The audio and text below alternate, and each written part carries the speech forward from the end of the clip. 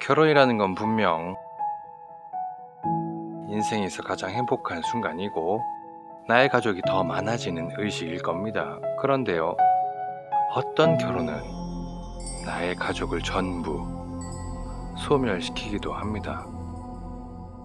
2013년 8월 13일 2명의 실종자가 발생합니다. 인천에서 50대 여성과 30대 아들이 9일째 실종 상태입니다. 한 명은 6년 전 남편과 사별 후 두 아들과 함께 삶을 꾸려가던 56세의 김 씨였습니다. 그녀는 3층짜리 8가구가 같이 살고 있는 빌라의 소유자였는데요. 매매가 6억, 월세 약 250을 주 수입원으로 생활을 꾸리고 있었습니다. 그녀가 실종된 건 그녀가 매주 화요일, 목요일 나가던 노래교실에 나타나지 않으면서 인지가 되었습니다.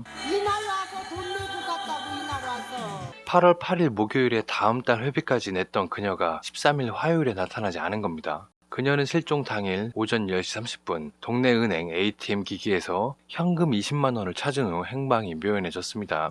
그리고요, 같은 날 사라진 남자는 33세의 김 씨와 함께 살던 김 씨의 큰아들이었습니다. 외국 유학까지 하고 한 기업의 계약직 연구원으로 일하던 그는 재계약을 협의할 시점인데 8월 14일 이후에 출근하지 않으셔가지고 재계약이란 중요한 사안을 앞두고 13일 퇴근 후 사라졌습니다.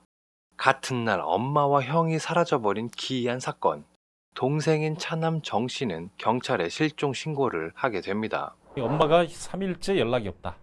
집에 안 들어왔다. 형은 신고하지 않고 엄마만 신고합니다. 집과 그 차량까지 전부 다 훑어봤죠. 화장실에서 락스 냄새가 강하게 났다. 자, 그럼 실종 당시에 대한 차남의 진술을 좀 들어보겠습니다. 13일 오전 9시경 제가 어머니 집을 갔을 땐 어머니가 집에 없는 상태였습니다. 그렇게 집에 있는데 저녁에 형이 퇴근해서 들어오길래 형한테 물어봤더니 아침에 등산을 갔다고 했습니다. 그리고 저는 수면제를 먹고 어머니 집에서 13일, 14일 이틀 동안 잠을 잤습니다. 그리고 15일 날 아침 출근하는 형이 나를 깨우길래 일어나 집으로 향했습니다. 정 씨의 진술을 정리하면 이렇습니다. 실종 당일인 13일 오전 어머니 집을 갔지만 등산을 가고 없었습니다. 어머니는. 그리고 자신은 15일 날 아침에 형이 깨울 때까지 수면제를 먹고 잠이 들었다는 거였죠. 그런데요, 등산을 갔다던 어머니는 지갑과 휴대폰을 집에 두고 나간 상태였습니다.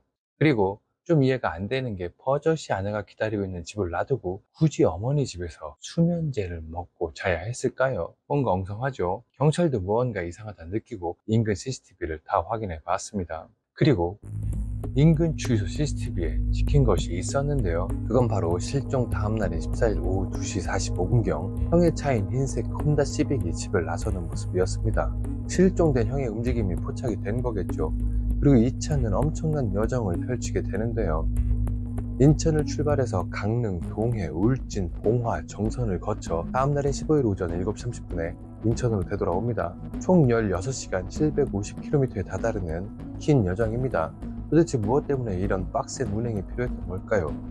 그런데요, 그보다 더 놀라운 사실이 나타납니다. 그 여정에 사용되었던 고속도로 통행권에서 그 시간 수면제를 먹고 잠이 들어 있었다고 했던 동생이자 차남 정 씨의 지문이 딱 하고 찍혀 있었던 거죠. 얼핏 그림이 그려지시죠?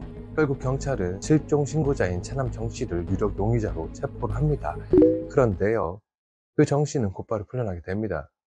증거 불충분이었죠. 사건이 이렇게 미국으로 빠지려는 순간 새로운 종국을 맞이합니다.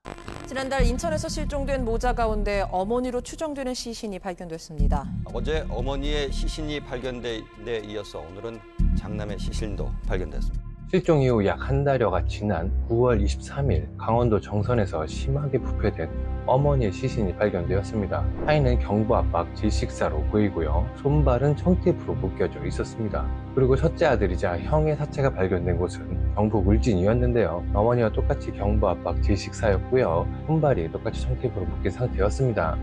한 가지 다른 건 사체가 심하게 훼손되어 있다는 거였죠.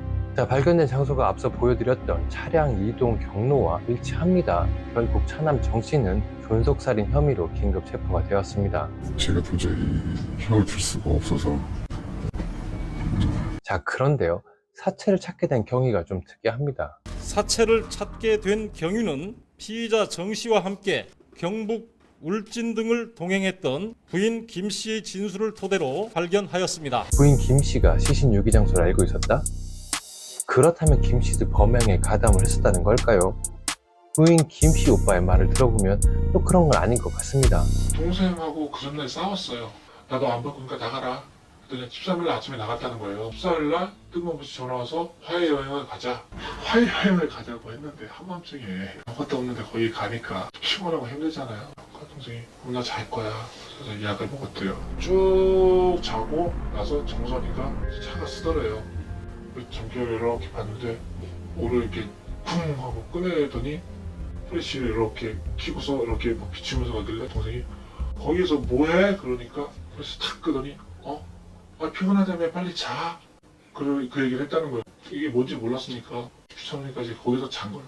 그러고 나서 기억이 없대요. 자, 이 얘기를 들어보면 아내 김 씨는 범행 사실을 전혀 모르고 있었는데 남편의 이상한 행동이 마음에 걸려 신고를 했다라는 거죠. 자, 그럼 또 이해가 안 되는 부분이 있습니다. 용의자 정 씨 입장에서는 사체유기라는 끔찍한 행동을 굳이 범행 사실을 모르는 부인과 같이 동행해야 할 이유가 있었을까요? 유기를 한 후 화해 여행을 갔어도 됐을 텐데요. 아니나 다를까 용의자 정 씨가 부인 김 씨를 공범으로 지목합니다. 결국 김 씨는 참고인 신분에서 피의자 신분으로 전환되어 조사를 받게 됩니다. 그리고 1차 조사를 받고 나온 그 다음 날 인천 남부경찰서에서 협조 요청이 들어와가지고 현관문을 개방해서 진입을 했는데 바로 앞에 시신이 보였어요. 김 씨는 극단적인 선택을 하고 맙니다. 자신의 결백을 주장하는 유서와 함께 말이죠. 유서의 내용을 간략히 설명하면 이렇습니다. 억울하다는 내용과 경찰이 강압수사를 했다는 내용, 그리고 나의 결백을 언론을 통해 세상에 알려달라는 것이었습니다. 서로 내용이 상반된 유서와 진술, 어떤 것이 진실일까요? 이 진실을 알기 위해선 사건 발생 이전에 이 부부의 행적을 살펴볼 필요가 있어 보입니다. 성실했어요. 성실하고 착하고 뭐 200~300번이면 충분히 하셨을 거예요. 배달 음식을 많이 시켜 먹었어.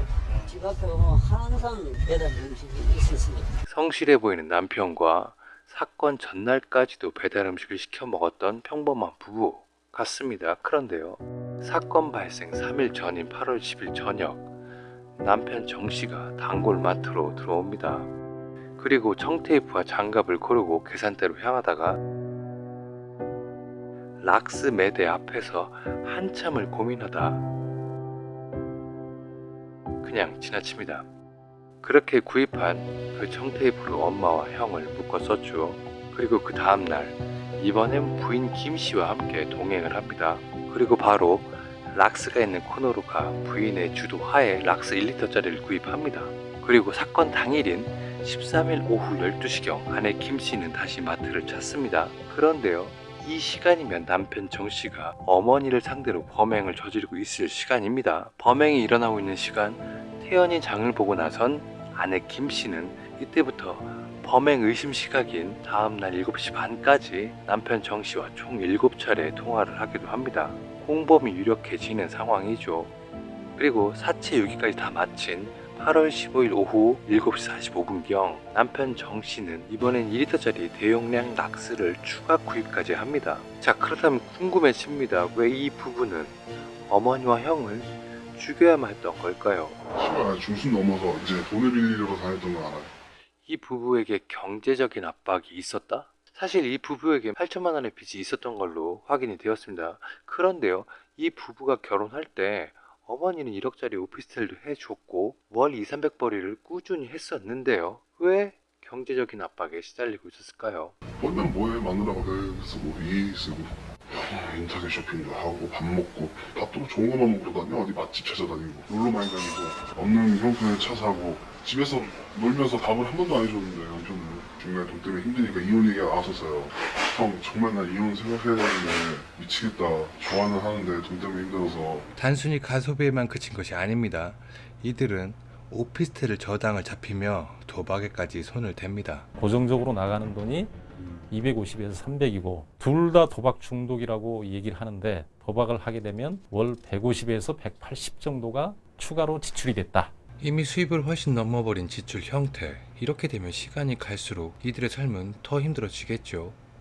그래서 결국 뭐 집을 뭐 하나 사줬는데 다 들어먹고 들어왔다 그래. 그러면서 저렇게 또 달라고 그러니 저라 그래도 정씨는 또다시 어머니한테 손을 벌렸고 어머니는 단호히 거절을 한 것 같습니다. 그리고 정씨는 한 달 전부터 범행을 계획한 걸로 보입니다. 자, 지금 보시는 것은 범행 전 부부가 주고받았던 메신저의 내용입니다. 이 내용으로 봤을 때 아내 김씨는 유서의 내용처럼 결백해 보이지는 않습니다. 오히려 주도적으로 지시하고 치밀해 보이는 모습까지 보입니다. 그런데요, 혹시나 말입니다. 이 부분을 보고 여자를 잘못 만나서 그런 거다 라고 생각하는 분이 계실까봐 말씀드리는데요. 아들이자 동생인 정씨가 자신의 어머니와 형한테 한 행동을 짧게 짚어드리겠습니다. 먼저 자신을 낳고 애지중지 길러준 어머니는 살해 후 손가락을 다 잘라내고 턱이 한물이 되도록 치아를 부셔뜨려 놓았습니다. 이유는 신원 확인이 안 되게 하기 위해서였겠죠. 한번 생각해 보십시오. 자신의 어머니 얼굴을 마주하며 치아를 가격하는 모습을 말입니다. 자, 그 다음 형한테 한 짓은 더 끔찍했습니다. 일단 유년 시절의 추억을 같이 한 형을 살해한 후 이동을 목적으로 몸을 3등분으로 절단을 하고 훼손된 사체를 불로 태우기까지 합니다. 물론 신원 확인을 막겠다고 한 것이죠. 자, 이런 행동들이 자신의 생각이든 아내가 지시한 것이든 사람이 해서는 안 되는 끔찍하고 무서운 행동이죠. 이 부부는 누가 누굴 만나서가 아니라 그냥 악이 악을 만난 겁니다. 자, 그럼 여기서 아내 김씨의 극단적 선택 후에 김씨 오빠의 의문이 떠오르죠. 같이 했다면 왜 동생이 자수를 해요? 왜 도와줘요? 공범인데 왜 입을 열었을까? 이 질문에 대한 답은 간단합니다. 악에는 상생이란 개념이 없기 때문이죠. 우리는 다양한 여러 사건, 사고를 다루는 프로그램들을 접하고 있습니다.